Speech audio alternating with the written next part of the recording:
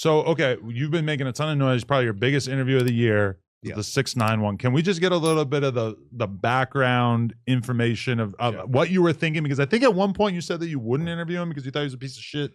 Yeah, I mean, look, I was saying what everyone else was saying. Right. We were all kind of caught up in the moment. This guy have all these bloods around him, and look, I get it, right? I remember when I first started to pop, and I had these various street guys around me, and they would rough people up that were talking shit about me. You were sicking my son on people in the club. Get him. Get cuh. Yeah, I'm not going to deny that one. Right, but it was like I quickly saw that this is a major disaster waiting to happen, right? Like if you start to do this and you have these guys that start beating people up, and because I never had anyone beat up, but I had these guys roughed up, you know, through one of my friends who was more than willing to do it. It was these people are going to get seriously hurt, possibly killed. I'm going to be responsible for this shit. I'm going to have to pay everyone's legal bills. I'm going to get sued. I might go to jail myself. I'm going to lose money. I still have problems in the music industry from those situations. Like there's certain executives that were there that saw some of this unfold that still don't like me. You see what I'm saying? And I'm like, this is just all negative. There's nothing good that's coming from this. Now, granted, I'm not a rapper and I'm not out there trying to show everyone how tough I am. So, but still, I'm still a media person. So I get the overall stance of it. So you had this guy that was pushing his weight around and using this group of people that you know that he didn't grow up with. It's not like Bobby Shmurda, right? The Bobby Shmurda thing kind of makes sense. Even though he wasn't around, he got busted with a bunch of people that were all sincerely his friends and they all grew up together. Tekashi got these guys later on when he started to pop. They all started to crowd around him and he was using them to shoot at people, beat people up. All that he admitted on camera. And then he took the stand on all of them. And I wasn't a fan of that. Right? But time goes on. The interview got offered to me. Who mentioned it initially? Yeah, that's what I was about to well, I have a guy named Mafi who does Right. a lot of bookings for me. Got it. You probably know who he is as well, right? So he could, I've been with Mafi for like 10 years in terms of our working relationship. He's got a ton of people, including like Boosie and some of my really big guests.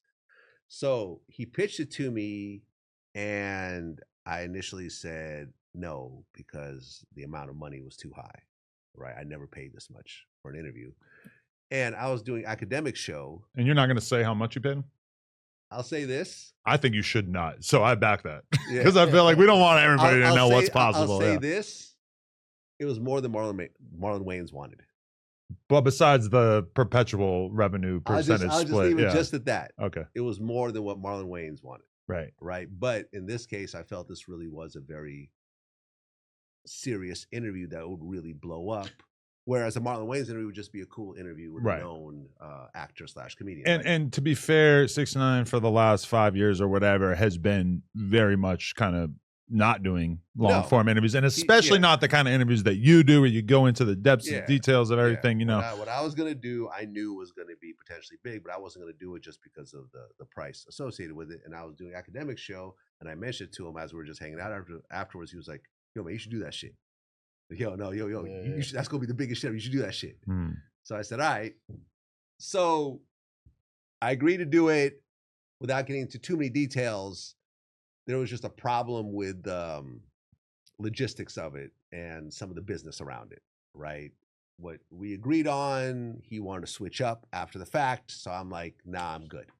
I'm not going to do it. But he didn't have a problem with any of the questioning or anything. No, we didn't. We never even got. That's never been a problem. So he never forbid you from anything. No, okay, no, that's interesting. The only thing, and this part's not out yet, he didn't want to talk too much about the case that he just got sent because he violated his probation. So he didn't want to talk too much. I mean, he talked about it, but he didn't want to say too much about it. Where the feds raided his house and found coke and meth on a table. Well, there's that residue. I don't know if it was meth. Well, anyways, I think it was pills that had whatever. But there was a whole thing of beating up the guy in the mall. Yeah, that's who allegedly threatened him with a gun.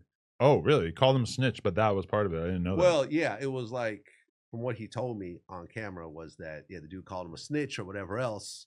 And then I guess he flashed his gun. And that's when they, I guess, jumped on him and attacked him. and then he went and reported the incident. Yeah.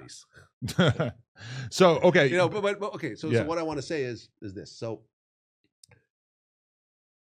Tekashi wanted to switch the business up a little bit, before we actually did it. I'm like, nah, I'm good, because now this is actually going to become even more expensive to do it this way. So I'm cool. And you're in Miami to do it, which is another expense. Well, yeah, I'd have to come to Miami and so forth. Yeah. So he circled back right around the time of all the Young Thug stuff, all the Young Thug snitching stuff. So he's like, okay, cool. He'll do the original deal of what you guys agreed on. And I'm like, all right, then I guess we good. We FaceTimed. We, established, shout out to his man, Don, who was really like the glue that held this whole thing together. Okay. This is like his DJ / right-hand man. Great guy, very professional, 100%. He's the one that really made it happen, I think. So we agreed.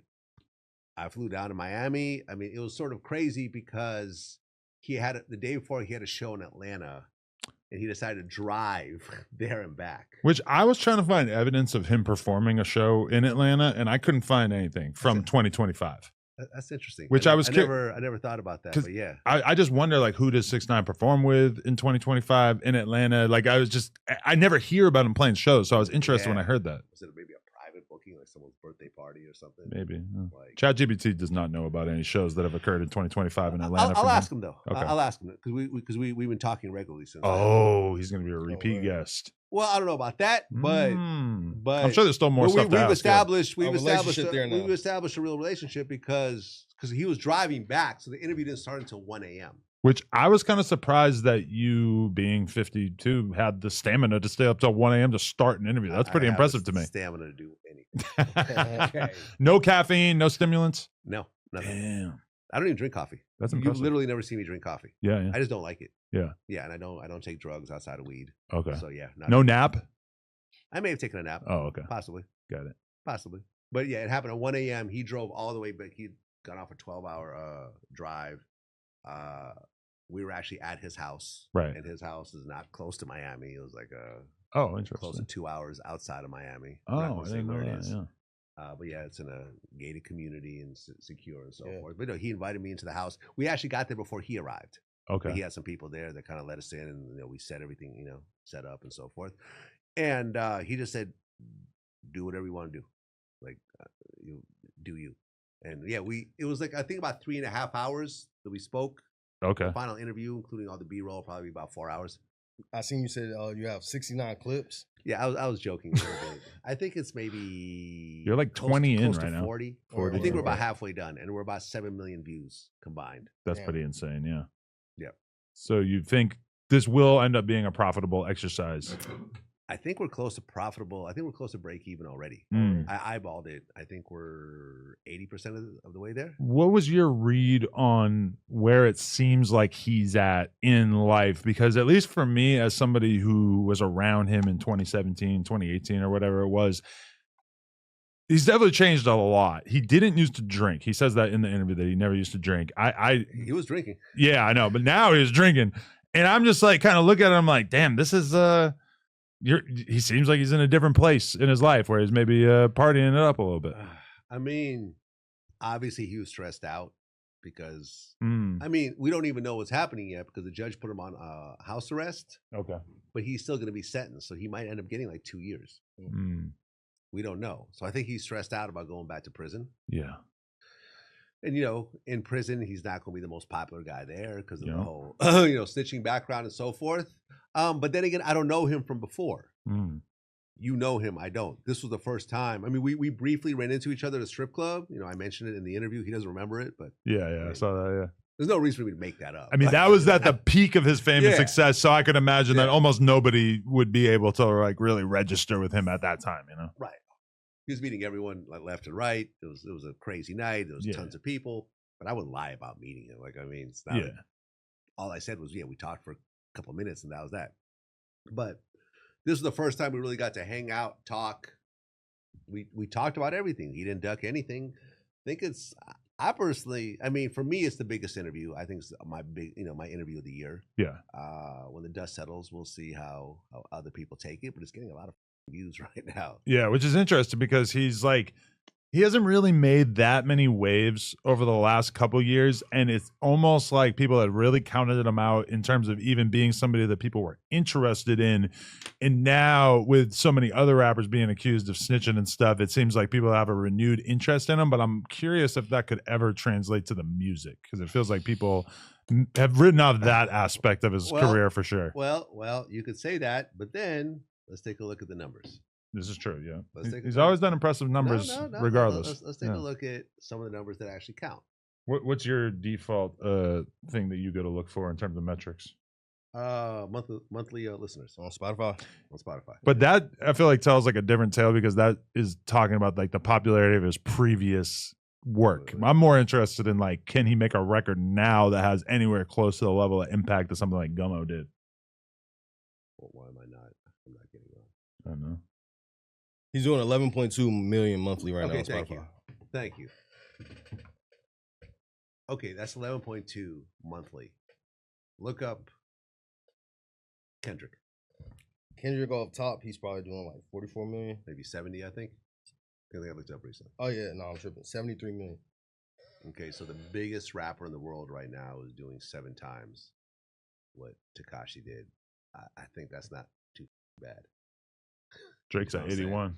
I mean, clearly he's not close to them, right? But he hasn't released music in forever. Yeah, he hasn't released music in forever. He really has been out of the news more or less for a while. Like, that's a lot of monthly listeners. Yeah, that's a lot. And regardless, still checking for him. People just remember the time period where he was the most fascinating rapper in the world, and there's still 100%. A lot of those clips. Like when I see like, oh, him talking about the time period where he basically decided to turn on the Bloods and you know, kick them all out of his circle. Yeah. I mean, this was such a fascinating time period in rap that hearing him talk about it is probably always going to be interesting.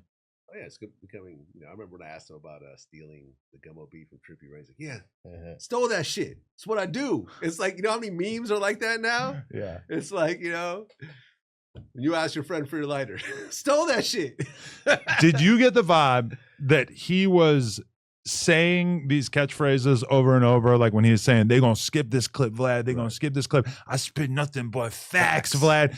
Did that stand out to you as him trying to create viral catchphrases, or him just being so burnt out that he's just repeating the same thing over and over? It's just him being him. Okay. Yeah, I felt it was natural. I don't think he even was known. It's just him being him. In fact, I remember after the interview, he was like, "Yo," because I told him how I'm gonna roll it out. He's like, "No, that's gonna be all boring, all the family shit. Nah, this shit not gonna flop." I said, let me let me do what I do.